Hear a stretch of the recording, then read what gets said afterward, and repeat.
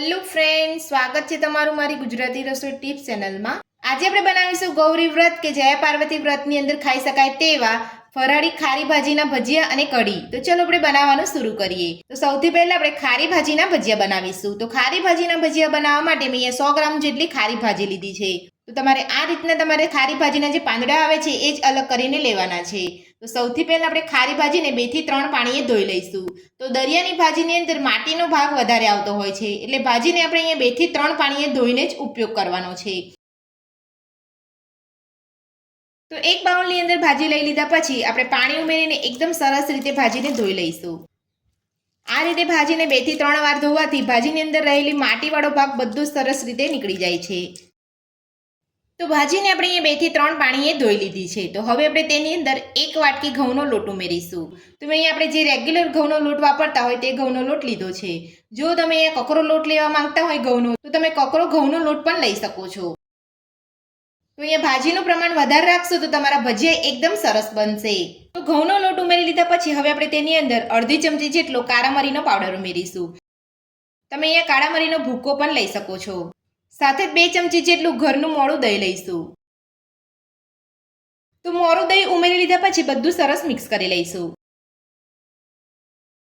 તો આ ગૌરી વ્રત અને જયા પાર્વતી વ્રતની અંદર મીઠું ખાવામાં નથી આવતું, એટલે આપણે અહીંયા ખારી ભાજીનો ઉપયોગ કરીએ છીએ। અને આ ખારી ભાજી વરસમાં એક જ વાર આવે છે, અને ગૌરી વ્રત દરમિયાન તમને આ ભાજી માર્કેટમાં ખૂબ આસાનીથી મળી જતી હોય છે।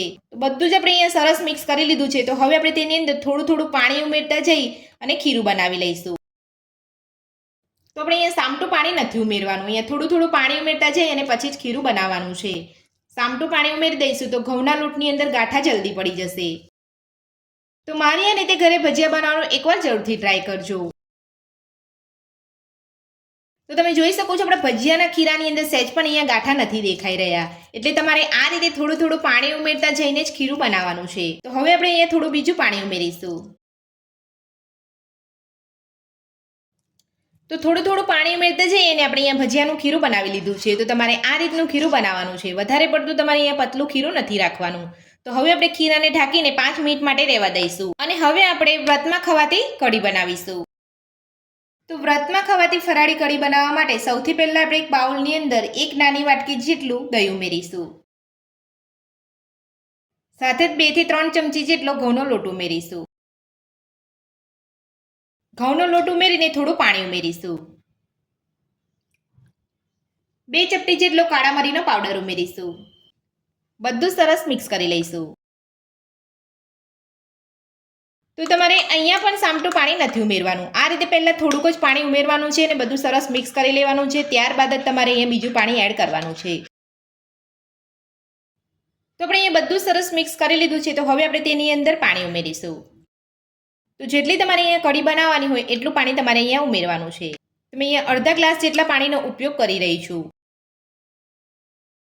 તો બધું જ આપણે અહીંયા સરસ મિક્સ કરી લીધું છે, અને તમે જોઈ શકો છો અહીંયા ગાંઠા પણ નથી પડ્યા, અને એકદમ સરસ રીતે બધું મિક્સ થઈ ગયું છે। તો હવે આપણે બધું જ મિશ્રણ એક મોટા વાસણની અંદર લઈ લઈશું। તો બધું જ આપણે એક મોટા વાસણની અંદર લઈ લીધું છે। તો હવે આપણે ગેસ ઉપર મૂકી અને કઢીને કૂક કરી લઈશું। તો ગેસ ઉપર આપણે અહીંયા કઢીને લઈ લીધી છે। તો હવે આપણે તે ગરમ થાય ત્યાં સુધી આપણે તેને હલાવતા રહીશું। જો તમે અહીંયા ગેસ ઉપર મૂકીને છોડી દેશો તો ઘઉંના લોટના અહીંયા ગાંઠા પડી જશે અને તમારી કઢી સારી નહીં બને।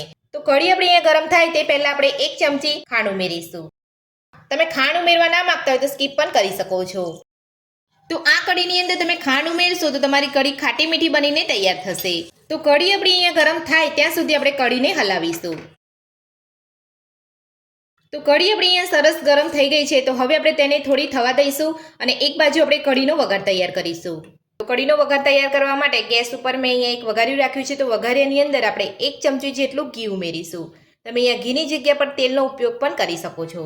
તો ઘી આપણું અહીંયા ગરમ થઈ ગયું છે। તો હવે આપણે ઘીની અંદર 2 તજના ટુકડા ઉમેરીશું, સાથે જ 2 લવિંગ ઉમેરીશું। તજ અને લવિંગને એકદમ સરસ રીતે સતડાવા દઈશું। તો કઢીનો વઘાર આપણો બનીને તૈયાર છે। તો હવે આપણે કઢીમાં રેડી લઈશું। તો વઘારને આપણે અહીંયા કઢીની અંદર લઈ લીધો છે। તો હવે આપણે બધું સરસ મિક્સ કરી લઈશું, અને તમે જોઈ શકો છો આપણી કઢીની થિકનેસ પણ એકદમ સરસ દેખાઈ રહી છે। તો વઘાર ઉમેરીને આપણે બધું સરસ અહીંયા મિક્સ કરી લીધું છે। તો હવે આપણે ગેસની ફ્લેમ બંધ કરી લઈશું। તો તમે જોઈ શકો છો વ્રતની ફરાળી કઢી બનીને તૈયાર છે। તો હવે આપણે ભજીયાના ખીરાને ચેક કરી લઈશું. તો આપણું ભજીયાનું ખીરું એકદમ સરસ રીતે અહીંયા સેટ થઈ ગયું છે. તો હવે આપણે ખીરામાંથી ભજીયા બનાવીશું. તો ભજીયા બનાવતા પહેલા આપણે ખીરાની અંદર 1 ચમચી જેટલું ગરમ તેલ ઉમેરીશું. કેમ કે આપણે અહીંયા આ ભજીયાની અંદર આપણે અહીંયા બેકિંગ સોડા નથી ઉમેરી રહ્યા, એટલે ભજીયાને અંદરથી સોફ્ટ અને બહારથી ક્રિસ્પી બનાવવા માટે આપણે ઉપરથી 1 ચમચી ગરમ તેલ ઉમેરીશું. તો 1 ચમચી ગરમ તેલ આપણે અહીંયા ઉમેરી લીધું છે. તો હવે આપણે ખીરાની અંદર એકદમ સરસ રીતે મિક્સ કરી લઈશું. તો ખીરાને ઢાંક્યા પછી જ તમારે આ પ્રોસેસ કરવાની છે. તો હવે આપણે ખીરામાંથી ભજીયા બનાવી લઈશું. તો ભજીયા તળવા માટે મેં અહીંયા એક પેનની અંદર ગેસ ઉપર તેલ ગરમ કરવા મૂકી દીધું છે અને તેલ આપણું અહીંયા સરસ ગરમ થઈ ગયું છે. તો હવે આપણે તેલની અંદર ભજીયા પાડી લઈશું. તો મીડિયમ ગરમ તેલ હોય ત્યારે તમારે અહીંયા ભજીયા પાડવાના છે. વધારે પડતું ગરમ તેલની અંદર ભજીયા નથી પાડવાના.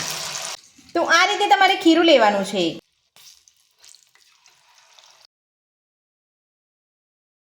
તો ભજીયા આપણે અહીંયા તેલની અંદર લઈ લીધા છે. તો થોડા બબલ્સ ઓછા થાય ત્યાર પછી આપણે પલટાવીશું. તો અહીંયા ભજીયાને પલટાવવાની ઉતાવળ નથી કરવાની અને ગેસની મીડિયમ ફ્લેમ પર જ તમારે અહીંયા ભજીયાને તળવાના છે.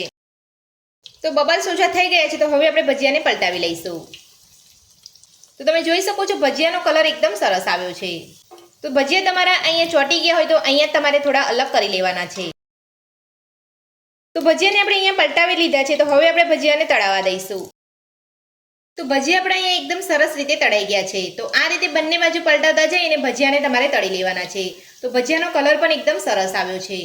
તો બધા ભજીયાને આપણે અહીંયા કાઢી લઈશું અને આ જ રીતે બધા ભજીયા બનાવી લઈશું. જયા પાર્વતી વ્રત અને ગૌરી વ્રતમાં ખવાતા ફરાળી ભજીયા અને કઢી બનીને આપણી તૈયાર છે. અને તમે જોઈ શકો છો આપણા ભજીયા અને કઢી એકદમ સરસ બન્યા છે. અને તમે જોઈ શકો છો ભજીયા આપણા ઉપરથી ક્રિસ્પી અને અંદરથી સોફ્ટ બન્યા છે. તો વ્રતમાં ખવાતા ભજીયા અને કઢીની રેસીપી તમને મારી કેવી લાગી મને કોમેન્ટ બોક્સમાં કોમેન્ટ કરીને જરૂરથી જણાવજો. અને મારી આ રીતે ફરાળી ભજીયા અને કઢી બનાવવાનું ઘરે એકવાર જરૂરથી ટ્રાય કરજો. આજની રેસીપી પસંદ આવી હોય તો વિડીયોને લાઇક કરજો, ચેનલને સબસ્ક્રાઇબ કરજો, તમારા મિત્રોને જરૂરથી શેર કરજો. Thank you.